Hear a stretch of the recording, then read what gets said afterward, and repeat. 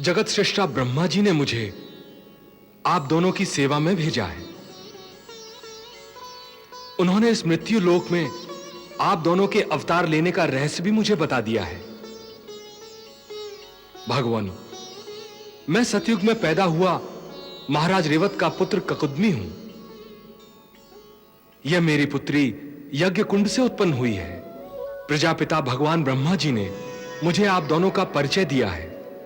उन्होंने यह आदेश भी दिया है कि मैं अपनी यह पुत्री शेष भगवान को प्रदान करूं, क्योंकि यह आपकी नित्य सहचरी देवी नागमणि के अंश से ही उत्पन्न हुई है। सो हे भगवान शेषनाग, आप मेरी पुत्री का पण ग्रहण करके मुझे कृतार्थ करने की कृपा करें।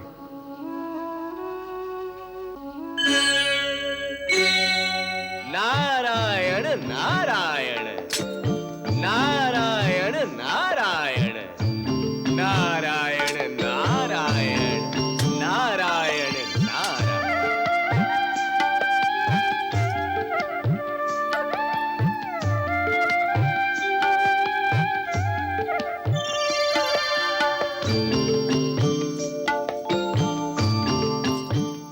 आपका स्वागत है मुनिराज, स्वागत है। द्वारिका की भूमि आपकी चरण धूलि से पवित्र हुई है। आसन ग्रहण करें। नारायण नारायण। कहिए, क्या समाचार हैं? भगवान, एक छोटा सा प्रश्न है। कहिए। प्रभु, आप हमें यह बताएं कि आप द्वारका की ही समृद्धि में लगे रहेंगे या संसार के और भी कार्य करेंगे? मैं आपका तात्पर्य नहीं समझा मुनिवर।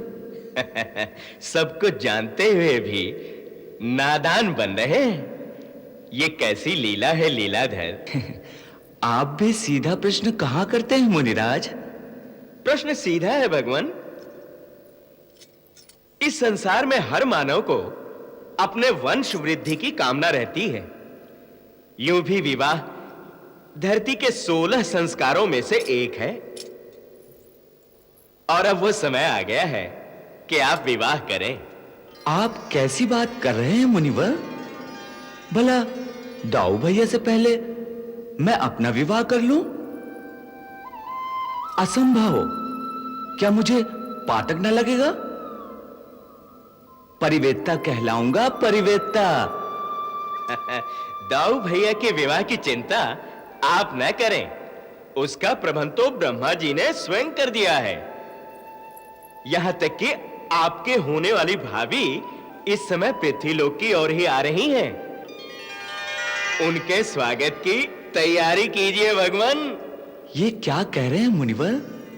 तनिक हमें इतना तो बताइए, कौन आ रहा है, कैसे आ रहा है? सब कुछ जानते हुए भी मुझ ही से सुनना चाहते हैं, तो सुनिए।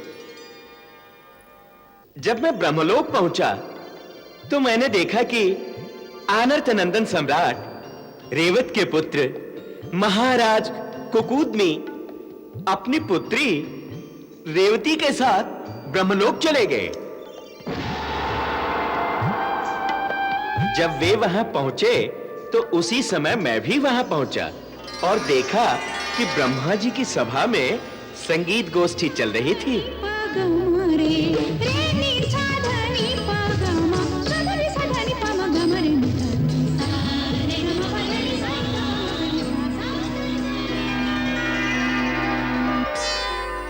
आओ वत्स, जगत सृष्टा के श्री चरणों में महाराज रेवत के पुत्र ककुदमी का प्रणाम स्वीकार हो। कल्याणमस्तु। कहो, मृत्युलोक से यहां तक आने का कारण क्या है? हे पितामह, मेरी यह पुत्री यज्ञ कुंड से उत्पन्न हुई है। इस दिव्य कन्या के योग्य कोई भी वर मुझे सारी पृथ्वी में दिखाई नहीं दिया। इसीलिए आपकी सेवा में यह पूछने आया हूं कि इसके योग्य वर मुझे किस लोक में मिलेगा और वो कौन है? इसका वर तुम्हें पृथ्वीलोक में ही मिलेगा। परंतु पितामह, वहां तो कोई भी राजकुमार या राजा मुझे इसके योग्य दिखाई नहीं दिया। तुम जिन राजकुमारों की और राजाओं की बात कर रहे हो, उनमें से कोई भी इस समय पृथ्वी पर जीवित नहीं है। मैं समझा नहीं पितामह। वत्स, मृत्युलोक और ब्रह्मलोक की काल की गति अलग अलग होती है। धरा पर काल इतना शीघ्रगामी होता है कि ब्रह्मलोक के एक दिन में पृथ्वी पर कई चतुर्युगियां बीत जाती हैं। सो ब्रह्मालोक में तुमने जो क्षण बिताए हैं, उतने में पृथ्वी पर 3 युग बीत गए हैं। राजन, अब और देर न करो, शीघ्रता से पृथ्वी पर लौट जाओ। तुम्हारे जाने तक वहां द्वापर युग का अंत होने वाला है। उस समय भगवान शेषनाग मनुष्य रूप में अवतार लेकर सर्वेश्वर भगवान श्री कृष्ण के साथ धरती पर लीला कर रहे होंगे।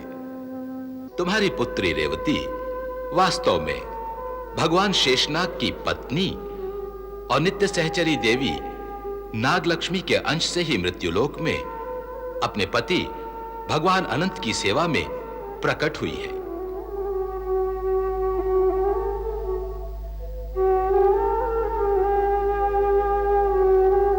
आप इस कन्या का हाथ उनके हाथ में देकर न केवल अपने उत्तरदायित्व से मुक्त हो जाएंगे, वरन प्रभु की कृपा से आपको मोक्ष की प्राप्ति होगी और अनंत भगवान के श्री चरणों में निरंतर वास का अलौकिक सुख मिलेगा।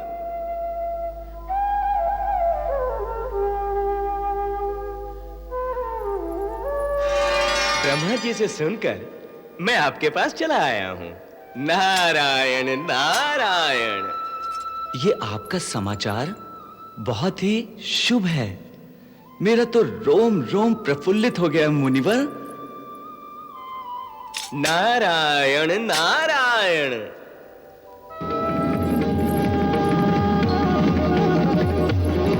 उधर देखिए महाप्रभु।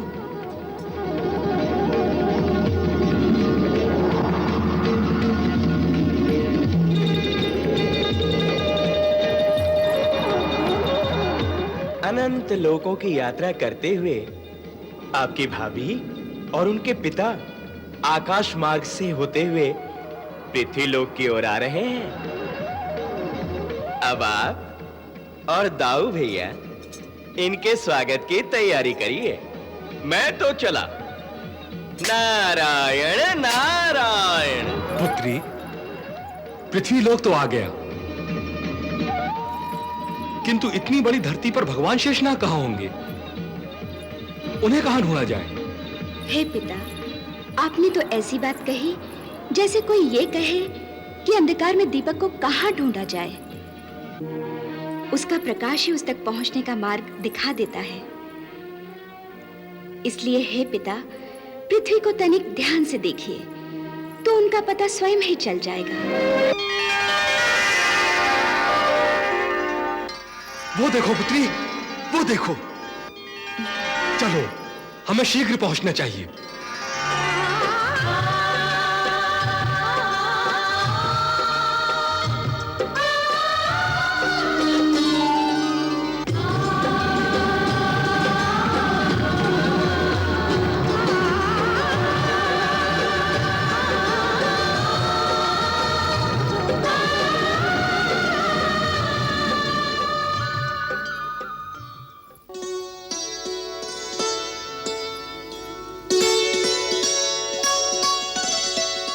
हे सर्वेश्वर भगवान श्री कृष्ण, हे धरा मंडल को अपने फण पर धारण करने वाले भगवान अनंत, आप दोनों के श्री चरणों में महाराज रेवत के पुत्र ककुदमी का प्रणाम स्वीकार हो। आपका कल्याण हो राजन।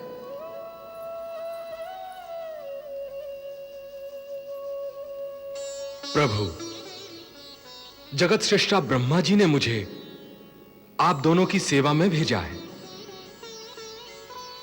उन्होंने इस मृत्यु लोक में आप दोनों के अवतार लेने का रहस्य भी मुझे बता दिया है। भगवान, मैं सतयुग में पैदा हुआ महाराज रेवत का पुत्र ककुदमी हूं। यह मेरी पुत्री यज्ञ कुंड से उत्पन्न हुई है।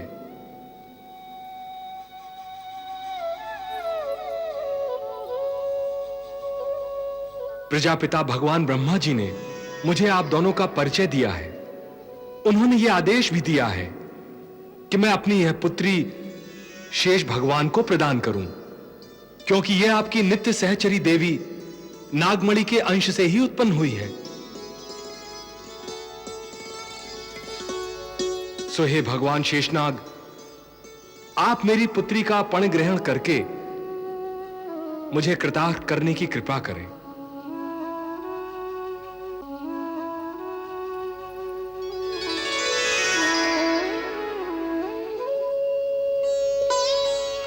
महाराज, आप सूर्यवंश में उत्पन्न परम सिद्ध पुण्य पुरुष हैं। आपके बारे में नारद जी ने तो हमें पहले ही सूचना दे दी थी। तब से हम दोनों आपकी प्रतीक्षा ही कर रहे थे। आपके वंश के साथ संबंध होना यदुकुल के लिए भी बहुत गौरव की बात है। इसलिए मैं अपने अग्रज दाऊ भैया की ओर से इस संबंध को स्वीकार करता हूं। धन्यवाद प्रभु, धन्यवाद। आपने मेरे मन का भार हल्का कर दिया है। हे हलधर, अब आप मेरी पुत्री का हाथ ग्रहण करके मुझे कृतार्थ करने की कृपा करें।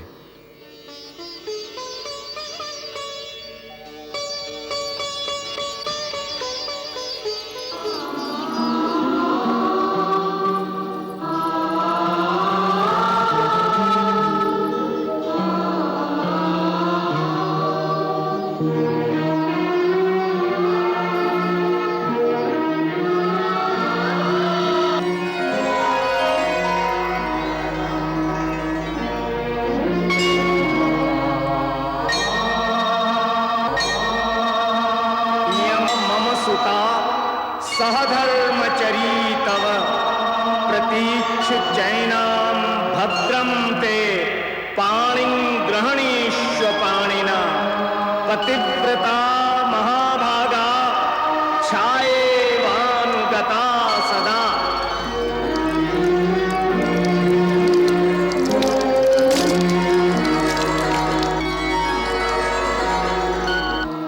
आप दोनों दिव्य आत्मा हैं। आपका मिलन पूर्व निश्चित है। फिर भी एक पिता होने के नाते इस कन्यादान के समय पुत्री को विदा करते हुए मैं अपने आंसू नहीं रोक सकता। इसके लिए आप दोनों मुझे क्षमा करें।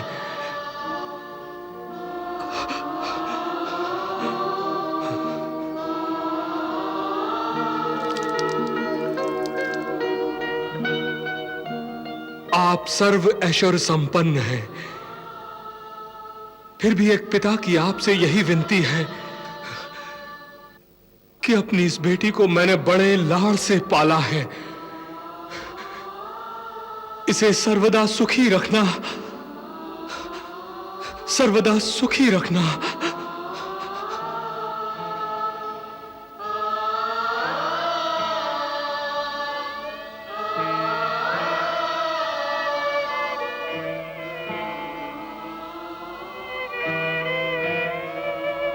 हाँ तात, मैं आपको वचन देता हूं कि अपने सुख, ऐश्वर्य और वैभव में इनको बराबर का भागीदार बनाऊंगा।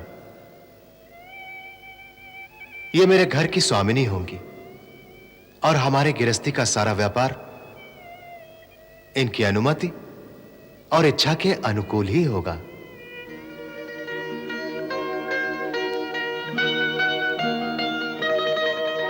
तुम दोनों का कल्याण हो। तुम दोनों सर्वदा सुखी रहो। ईश्वर की असीम कृपा तुम पर सदा बनी रहे।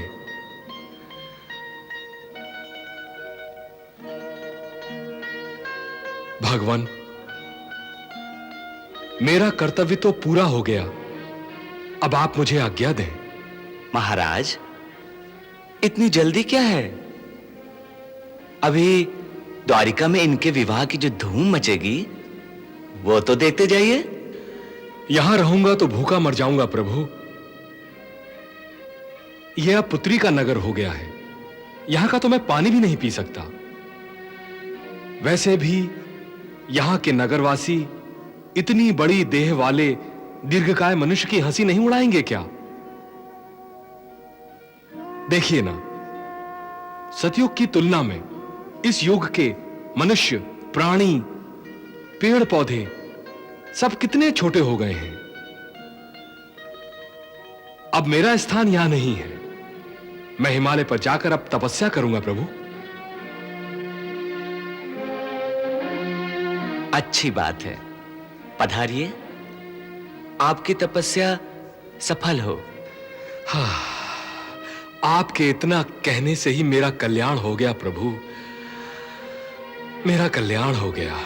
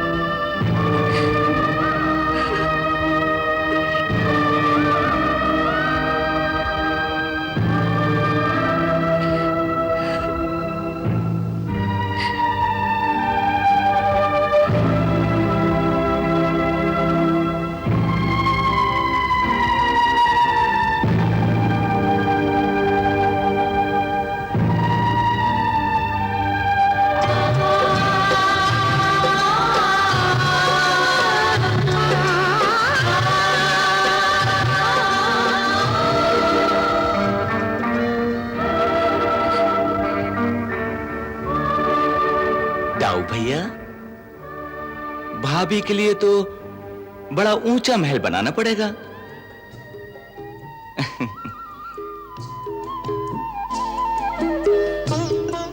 उसकी आवश्यकता नहीं होगी। हम अभी इन्हें सतयुग से द्वापर युग तक ले आते हैं।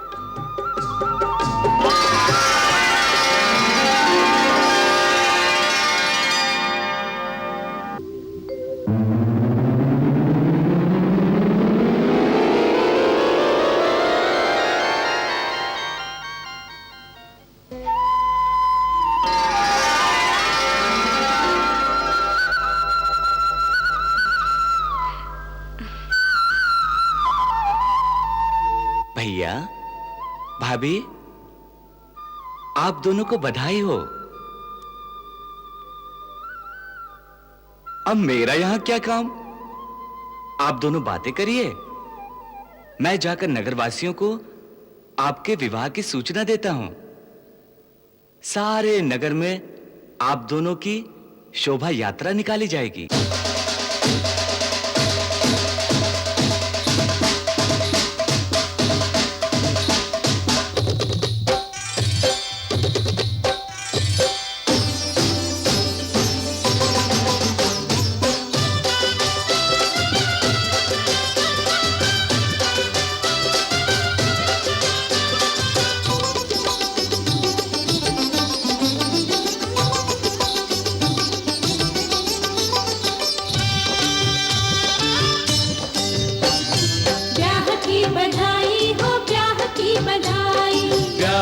बधाई हो, ब्याह की बधाई। धन्य भई द्वारिका, रेवती कुमारिका। धन्य भई द्वारिका, रेवती कुमारिका। तारिका से भूमि पे उतर आई। ब्याह की बधाई हो, ब्याह की बधाई। कृष्ण को बधाई, बलराम को बधाई।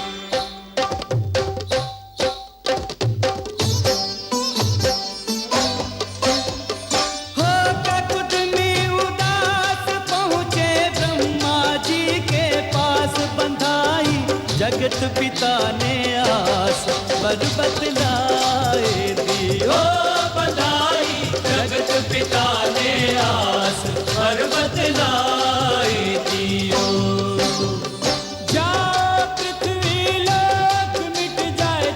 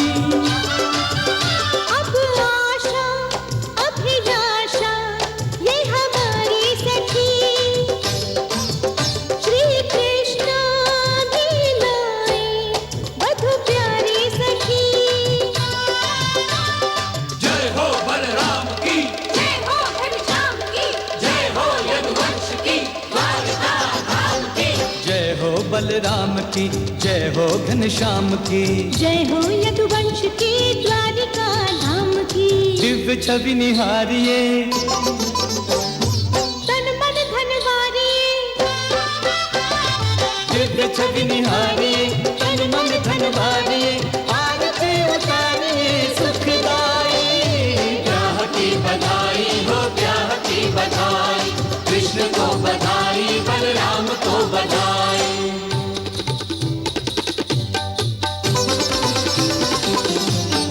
आज देवकी माता रोहिणी हर्षित है, पुत्रों पे वसुदेव पिता श्री गर्वित हैं। बलदाऊ की जोड़ी पे बलिहारी है, आज परम आनंदित कृष्ण मुरारी हैं।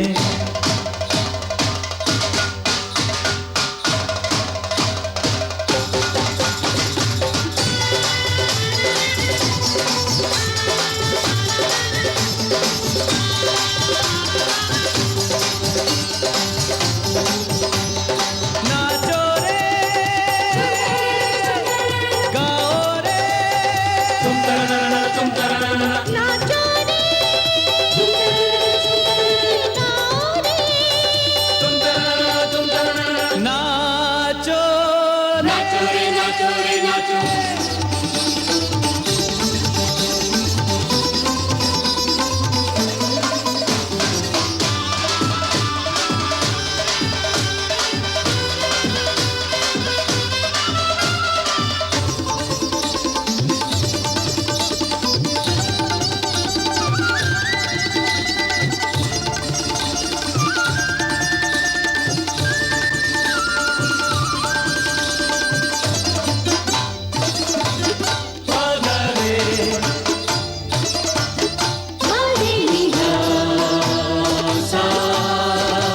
ब्याह की बधाई हो, ब्याह की बधाई, ब्याह की बधाई है, ब्याह की बधाई, कृष्ण को बधाई, बलराम को बधाई। कृष्ण को बधाई, बलराम को बधाई। आप कैसी माता हैं? अपने ही पुत्र के बलि की बात ऐसे कर रही हैं जैसे कि मुझे पुत्र की कुछ चिंता ही नहीं। परंतु हे विप्रवर, जब आप ये जान जाएंगे कि मेरे पुत्र में क्या गुण है, तो आप ऐसा नहीं सोचेंगे। अर्थात उसके पास ऐसा क्या है? एक मंत्र है। मंत्र?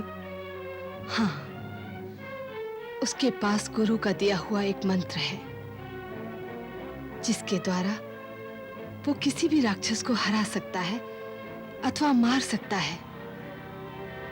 इसीलिए मैं आपसे कहती हूं कि मेरे पुत्र के जाने से इस नगरी का संकट ही सदा के लिए मिट जाएगा।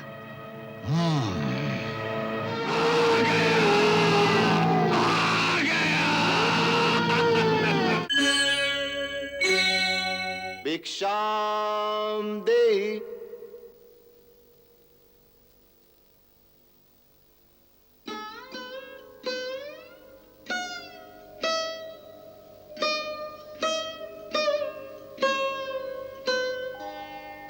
सुखी रहो पुत्री।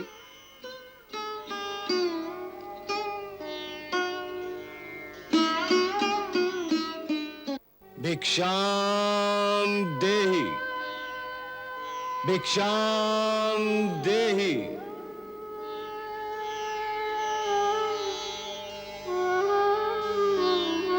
सुखी रहो देवी।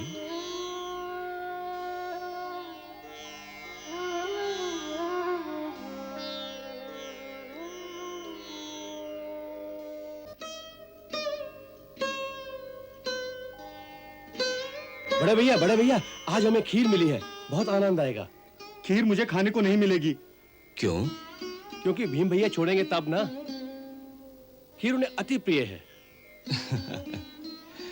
चिंता न करो, मैं तुम दोनों के लिए भीम से थोड़ी सी खीर ले लूंगा। ठीक है, चलें? हाँ बड़े भैया। चलो।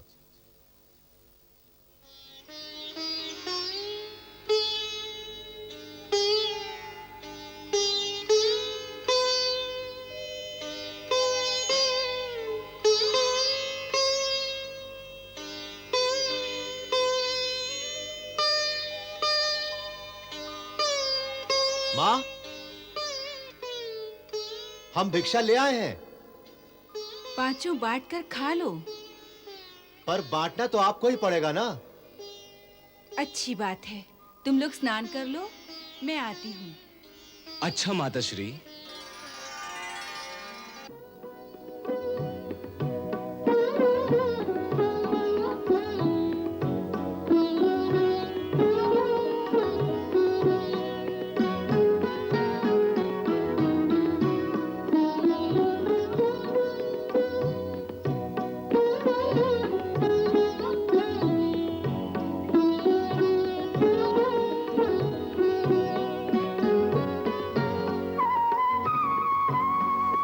इस लड्डू की ओर मत देखो अर्जुन, इस लड्डू के हिस्से नहीं करूंगी। नकुल सहदेव को लड्डू बहुत भाते हैं, ये लड्डू उनको ही दूंगी। और भीम भैया को पूरा लड्डू? हाँ, सारे भोजन में से आधा हिस्सा उसका ही होता है। हाँ, मेरी वस्तु पे नजर ना लगाना, वरना तुम्हारा हिस्सा भी खा जाऊंगा। अर्जुन भैया, आप मेरे हिस्से का लड्डू ले लो। रहने दो बचुआ, हम छोटे भाइयों का हिस्सा नहीं लेते। और बड़े भैया से कुछ मिलने वाला नहीं। बस यही कष्ट है मंझले होने का। छोटे से अन्याय नहीं कर सकते और बड़े का अत्याचार सहना पड़ता है।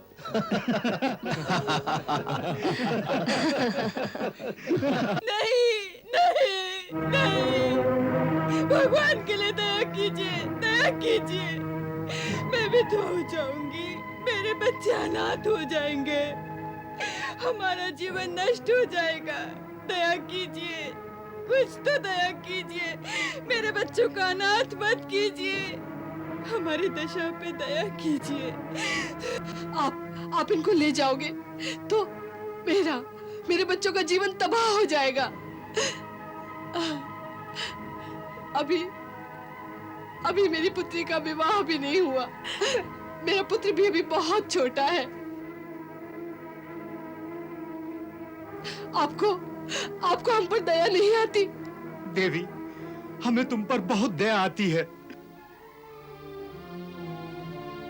लेकिन हम क्या कर सकते हैं, हम विवश हैं। यह दुख तो सारे नगर का एक जैसा है। जिस दिन जिसकी बारी आती है, उस दिन उसके घर में ऐसा ही कोहराम मच जाता है। परंतु बारी तो सबकी एक दिन आनी ही है।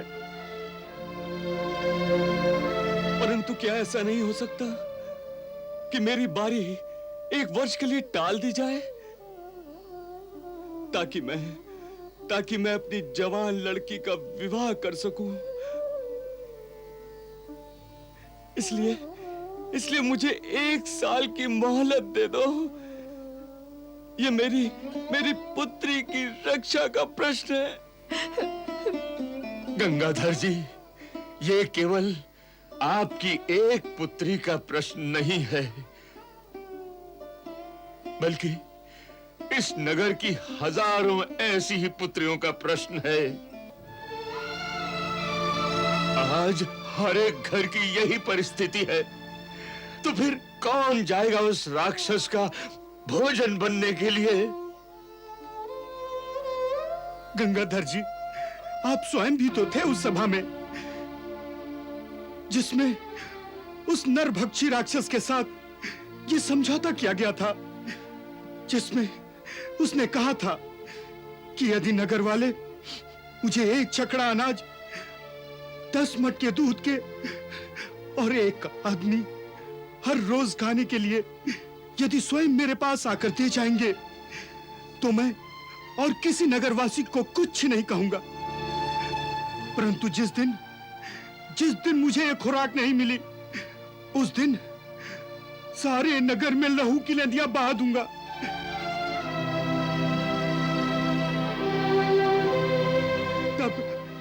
तब हम सब ने मिलकर ये समझौता किया था और ये तय किया था कि अनाज और दूध के मटके तो प्रतिदिन नगर वाले मिलकर जुटा देंगे, परंतु एक आदमी बारी बारी से एक एक घर से हर रोज भेजा जाएगा। महोदय, अब प्रस्थान करने की तैयारी करें। हे निज श्रेष्ठ, हे ब्राह्मण शिरोमणि, आप तो हमारे समाज के अगुआ हैं। इसलिए आपसे मेरी एक प्रार्थना है जिसे आप स्वीकार करने की कृपा करें। कहो देवी। आज हमारे घर की बारी है। उस नरभक्षी के लिए एक आदमी उसे खाने को दिया जाए। इसलिए आपको इस घर से एक आदमी चाहिए। तो बस आपसे मेरी एक प्रार्थना है कि मेरे पति के स्थान पर मुझे भेजा जाए। इसमें आपको कोई आपत्ति नहीं होनी चाहिए। कोई आपत्ति नहीं। नहीं, हमें कोई आपत्ति नहीं। परंतु मुझे आपत्ति है, मुझे आपत्ति है। मैंने वेद मंत्रों के अनुसार विधि पूर्वक इसके साथ विवाह किया है। इसके माता पिता ने मुझे अपनी कन्या का दान करते समय मुझसे ये वचन लिया था कि मैं इसे अपने गृहस्थ जीवन की सहधर्मणी और अपने घर की अधिकारिणी बनाऊंगा। मैं अपना सब कुछ इसे दे दूंगा और सर्वदा मैं इसकी रक्षा करूंगा। अतः मैं आज अपने जीवन की रक्षा के लिए अपनी कुलीन, अपनी सुशील, अपनी सती सावित्री के जीवन की बलि नहीं दे सकता, नहीं दे सकता। ये धर्म विरुद्ध है।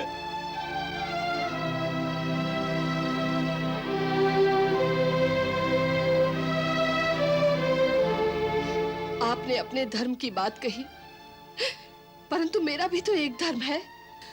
शास्त्र के अनुसार नारी का सबसे बढ़कर यही एक सनातन कर्तव्य है कि आवश्यकता पड़ने पर वो अपने पति के लिए अपने प्राण भी न्यौछावर कर दे। यही सबसे बड़ा एक धर्म है जिससे इस लोक में यश और परलोक में अक्षय सुख की प्राप्ति होती है। मेरी दूसरी युक्ति यह है कि मेरे पति और मेरी संतान को थोड़ा दुख अवश्य होगा, परंतु पिता के होते हुए इनका भविष्य उज्जवल होगा, इनका जीवन सुरक्षित होगा। एक विधवा की जवान लड़की की ओर दुराचारी लोग ऐसे घूरते हैं जिस प्रकार जमीन पर गिरे हुए मांस के टुकड़े पर पक्षी बार बार झपटते हैं। इनकी रक्षा के लिए इनका रहना बहुत आवश्यक है। इनके जीवन का मोल मेरे जीवन से कहीं अधिक है। इसलिए आप मेरे पक्ष में निर्णय लीजिए। कोई भी निर्णय करने से पहले आपको मेरी भी एक प्रार्थना सुननी होगी। कहो पुत्री, कहो। हे महात्मा, मेरी आपसे यही प्रार्थना है कि मेरे माता पिता के स्थान पर उस राक्षस के आहार के लिए मुझे भेज दिया जाए। नहीं। हे पुत्री, हम तुम्हारी ऊंची भावनाओं का आदर करते हैं, परंतु तुम्हारे माता और पिता दोनों इसे नहीं मानेंगे। क्यों नहीं मानेंगे? नहीं, हे महात्मा, सब जानते हैं कि कोई भी माता पिता सदा के लिए अपनी कन्या को घर में नहीं रखते। सो मेरे माता पिता भी अति शीघ्र ही मेरा विवाह करके मुझे इस घर से भेजने की तैयारी कर रहे हैं। इसलिए जब मुझे उन्होंने इस घर से भेजना ही है, मेरा परित्याग करना ही है, तो आज ही क्यों न किया जाए। नहीं, जिससे मेरे द्वारा संतान के धर्म का पालन भी हो जाएगा।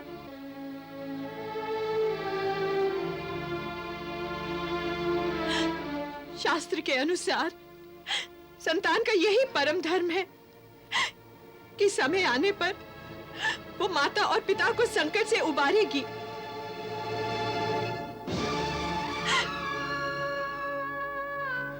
आपको मेरे ही पक्ष में निर्णय करना चाहिए। बेटी, आपको मेरे ही पक्ष में निर्णय करना चाहिए। परंतु फिर भी कोई तो निर्णय लेना ही पड़ेगा। तनिक रुकिए महात्मा।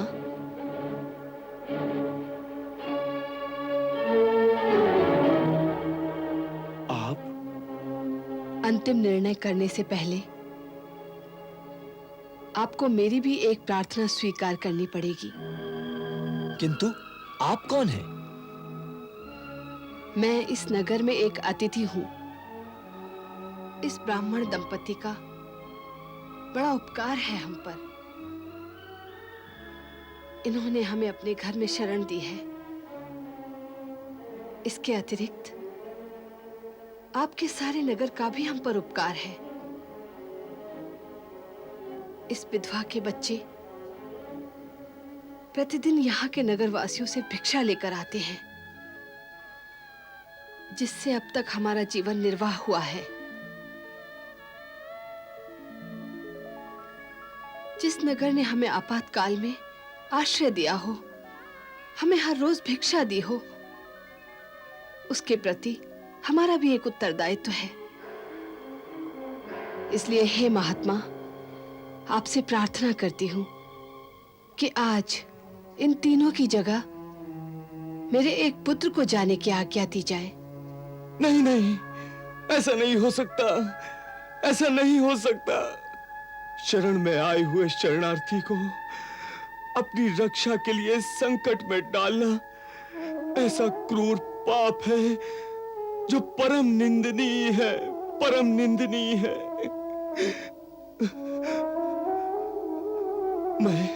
मैं अपने तुच्छ स्वार्थ के लिए अपने अतिथि के प्राणों का नाश कराऊं, ऐसा कदापि संभव नहीं, कदापि संभव नहीं। देवी गंगाधर जी ठीक कहते हैं कि अपने स्वार्थ के लिए किसी अतिथि के साथ विश्वासघात करना बड़ा ही जघन्य पाप होता है। हमारे नगर के किसी बच्चे ने भी ये नहीं सीखा है, और हमने भी नहीं सीखा कि किसी के उपकार के बदले उसकी कुछ भी सेवा किए बिना उस स्थान को ही छोड़ दिया जाए। इसलिए मैंने आपसे प्रार्थना की है कि आज मेरे पुत्र को उस राक्षस के पास जाने की आज्ञा दी जाए। आप कैसी माता हैं? अपने ही पुत्र के बलि की बात ऐसे कर रही हैं जैसे कि मुझे पुत्र की कुछ चिंता ही नहीं। परंतु हे विप्रवर, जब आप ये जान जाएंगे कि मेरे पुत्र में क्या गुण है, तो आप ऐसा नहीं सोचेंगे। अर्थात उसके पास ऐसा क्या है? एक मंत्र है। मंत्र?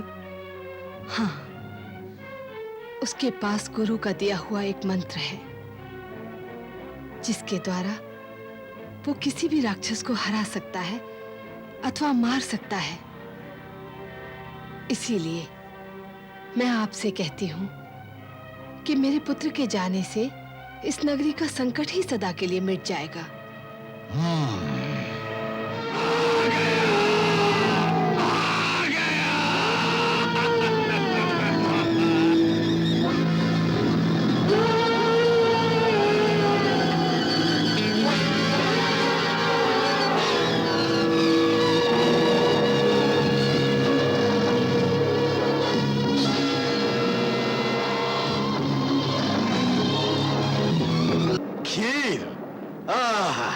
खीर!